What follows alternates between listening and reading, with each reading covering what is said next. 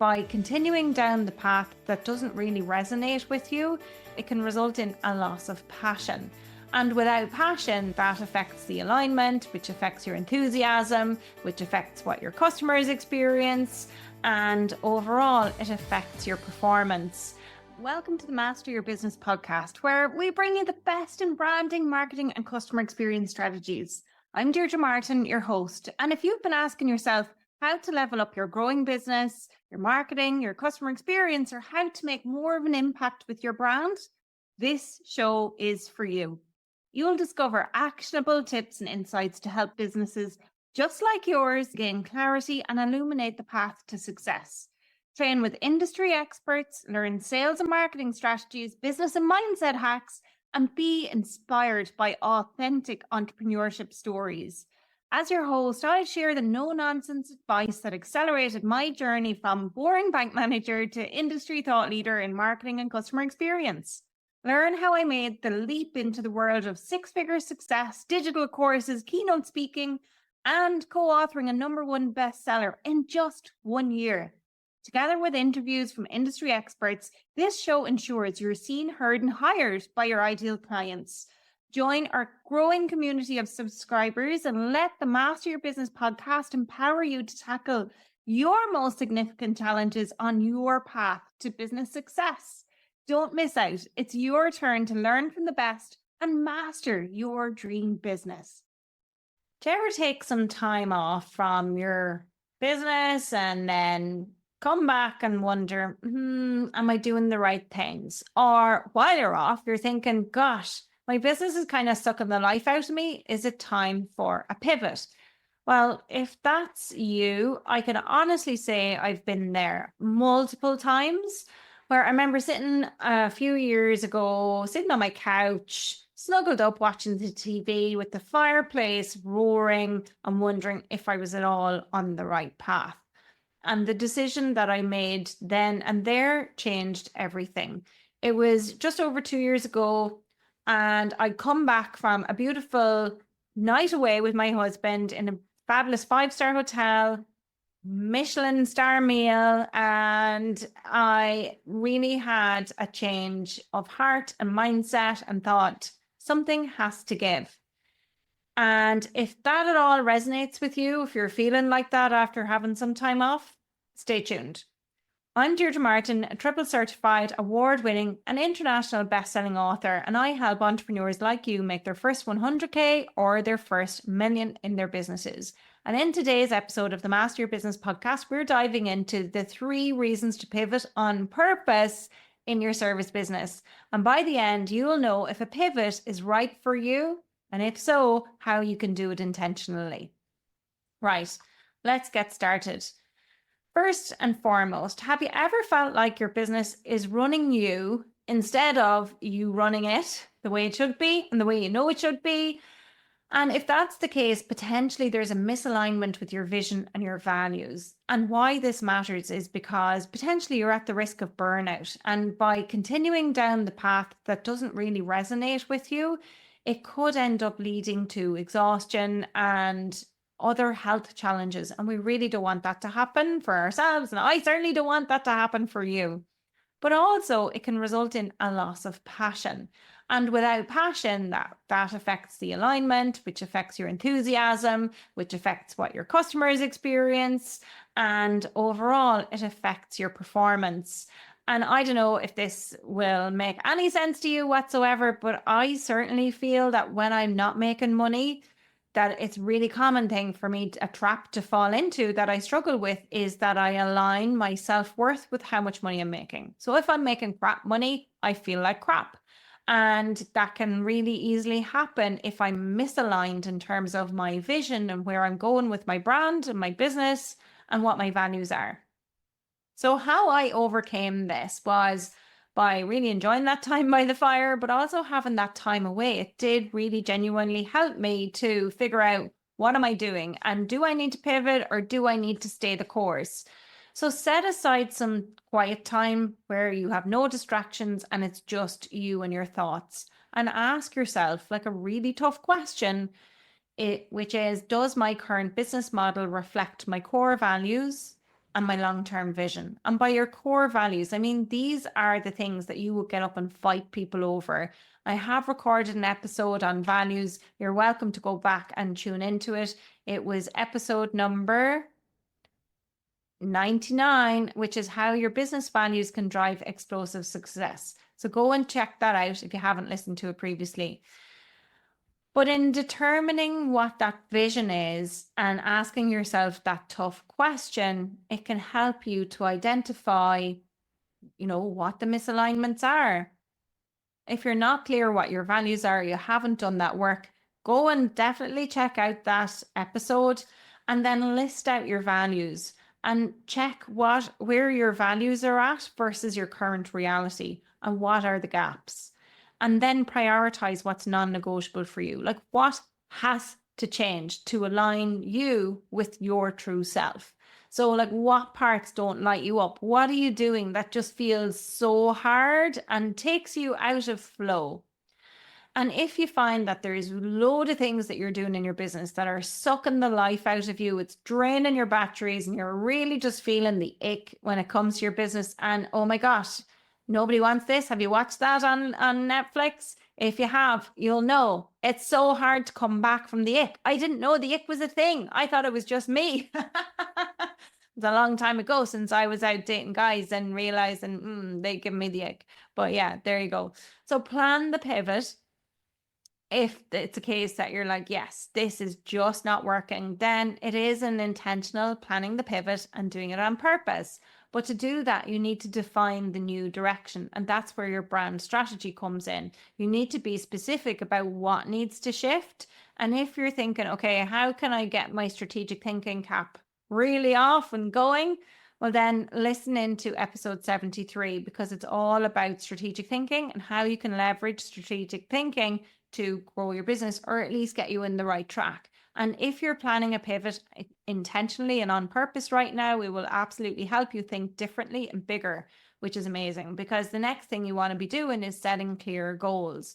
So what do you want to achieve with this pivot? And maybe just like a client I worked with, she had a fantastic marketing agency, but what she realized was it was really draining her and she wasn't getting to do the things that she truly loved, which was more so focusing on strategy rather than in the delivery of the marketing materials. She wanted to help people strategize in the marketing as opposed to actually doing the marketing.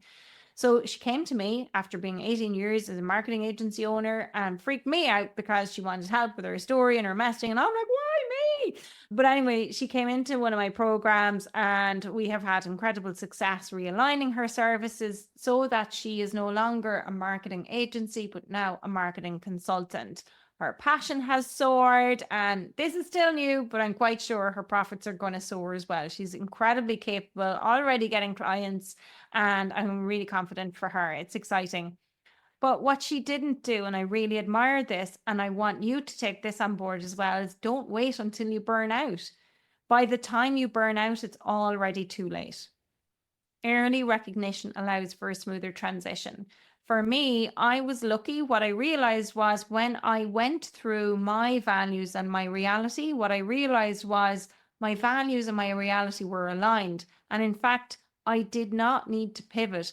I just needed to leverage strategic thinking around my brand so that I could really step into that brand and own it and be disruptive and stand out to attract my ideal clients.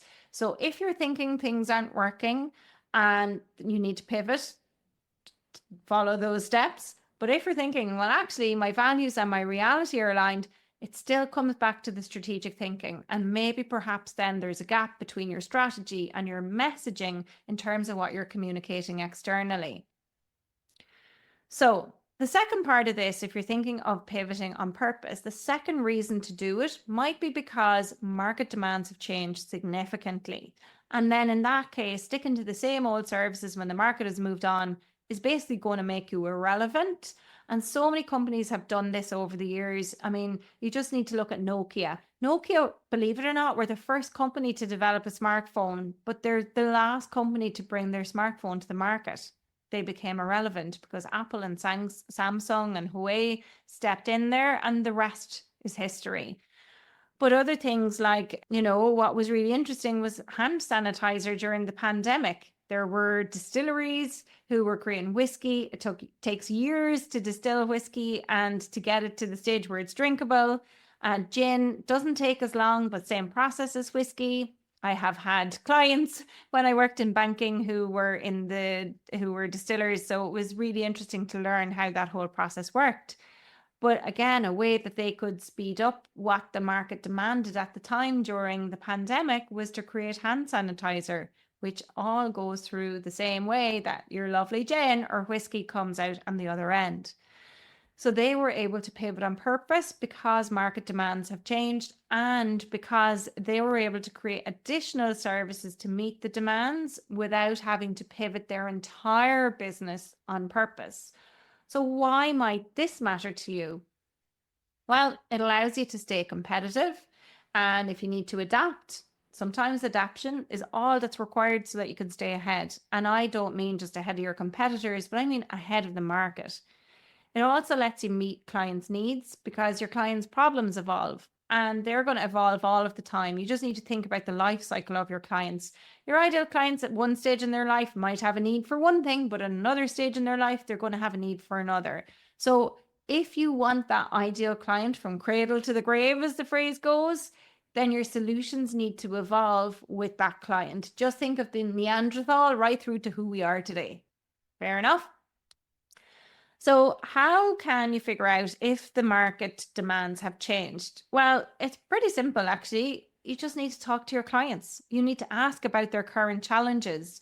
But another thing to look at, and often gets overlooked, is to look at industry trends, and not just your industry, other industries too. Look at what's emerging. So if you're a coach or a consultant, look at tech industries. What are they doing? Look at the construction industry. What's happening there? Look at manufacturing. Look at retail. Look at hospitality. Look at other sectors and see what's coming out in their world or what's fading away. What's disappearing that people are no longer leveraging or using or are interested in. Which fads are gone. What's coming through. Because sometimes the industry that we're in might be the last industry who recognizes that there's a new trend coming. And so to get ahead of that trend, that's one way to do it.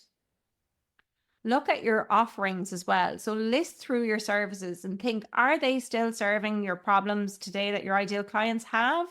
And if not, what are the gaps? What are clients asking for that you're not currently providing? And is that an opportunity for you to innovate purposefully? Is that an opportunity for you to develop new services? Is that an opportunity for you to tailor something to current demands? Something that will keep you ahead of the curve. And then phase out what's no longer required. Phase out whatever's outdated and let go what's not effective anymore. And yeah, some might say, if Deirdre, if it ain't broke, I'm not going to fix it. Well, I disagree, because if you wait until something's broken, it means you're already behind, right? I have had clients who've worked in manufacturing. I've had clients who've worked in transport, and it is about preventative maintenance. That's why you get your car serviced, so it doesn't break down, because there's nothing worse than going out to the car, putting the key in the ignition, or maybe pressing the button, right? And the car doesn't frickin' start. I have had that experience. It is not nice when you need to go somewhere. Don't let that be your business. Don't let that be what happens in your bank balance, in your business account in however many months' time. Regularly schedule time to review the market, to review your competitors, and do an intentional analysis. And in episode 55, I did look at competitors in terms of how you can leverage your competitors to improve your own business. And it's not about looking at your competitors to say, what are they doing? Let's copy them. Not at all. It's about looking at your competitors to identify where are the gaps in the market that they haven't tapped into yet. And that could help you in terms of figuring out where you need to go in your business. And again, if it ain't broke, don't fix it. Keep fixing it, but finding the extras that you can include, as in those additional services, or weeding out the things that are no longer required. Okay. And reason number 3 is maybe you're sitting on a freaking gold mine, right?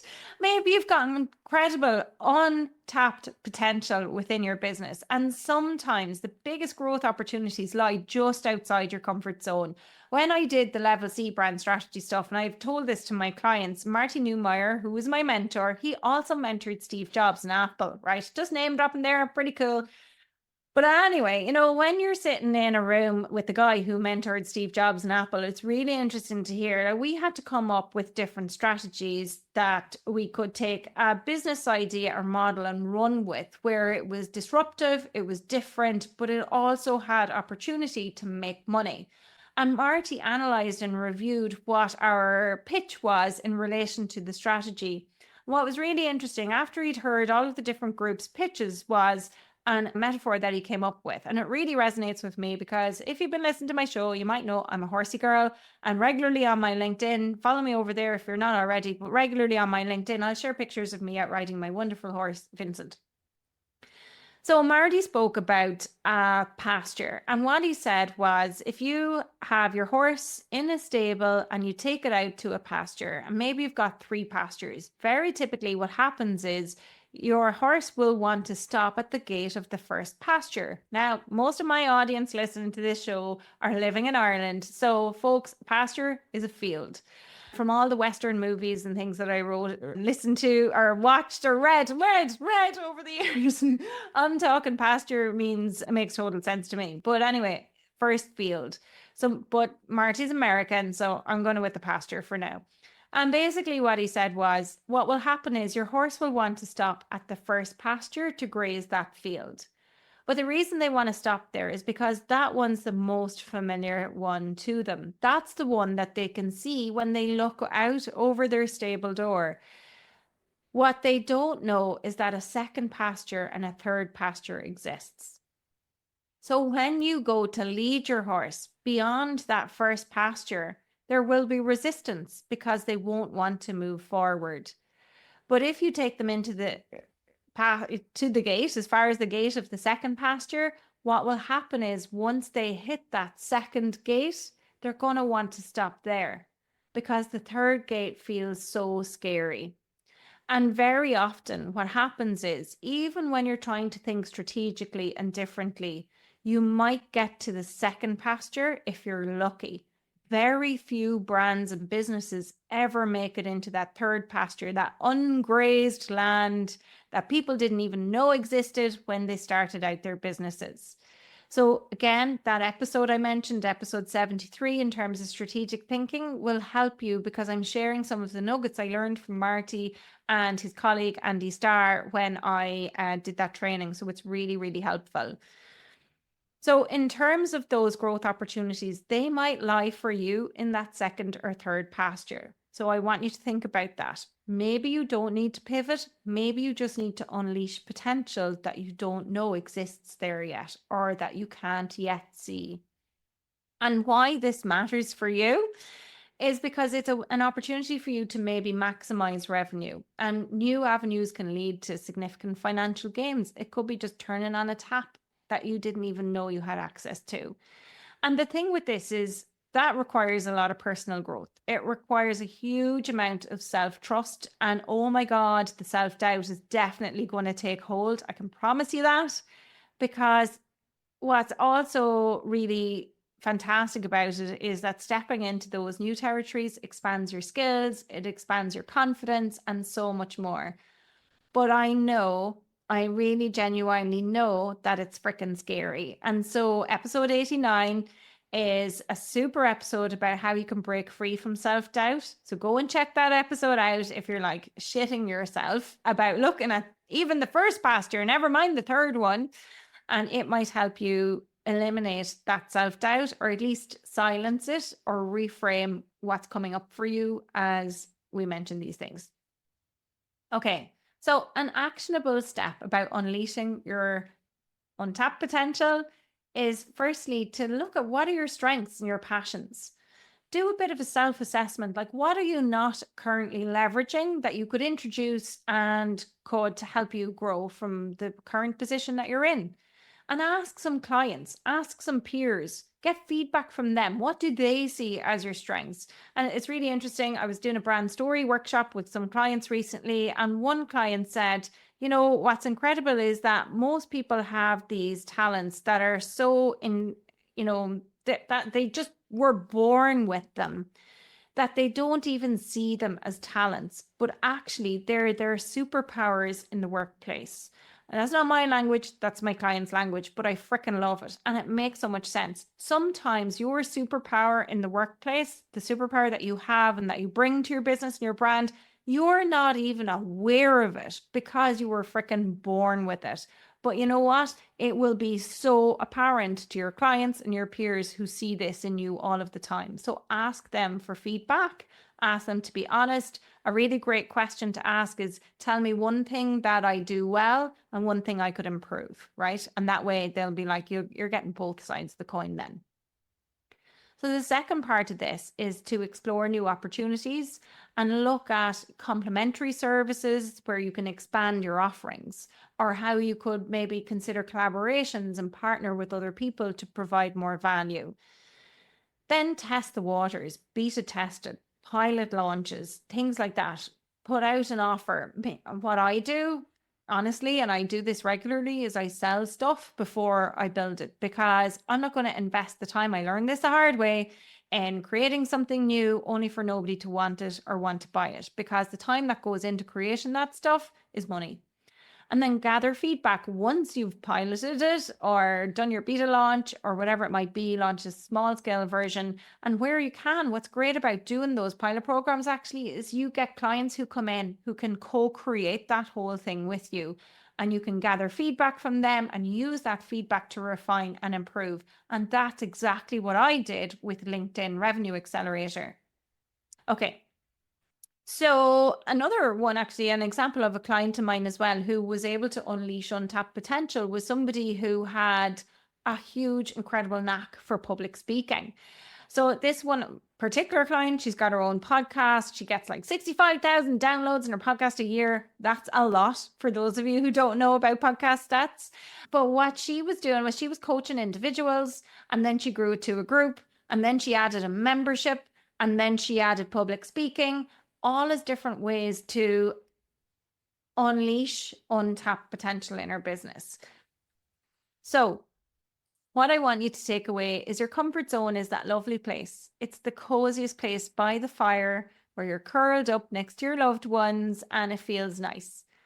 But not a whole lot grows there in terms of your business. So I want to encourage you to explore. I want to dare you to explore.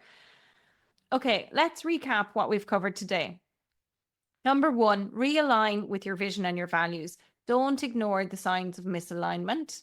Number two, adapt to market changes. Stay relevant by meeting current demands. And number three, unlock that untapped potential and embrace new opportunities for growth. So choose one of these three reasons that resonates most with you. And this week, dedicate time to dive in deep into the actionable steps that I shared. Start the process, because clarity comes with action. You'll get nothing from doing nothing, right?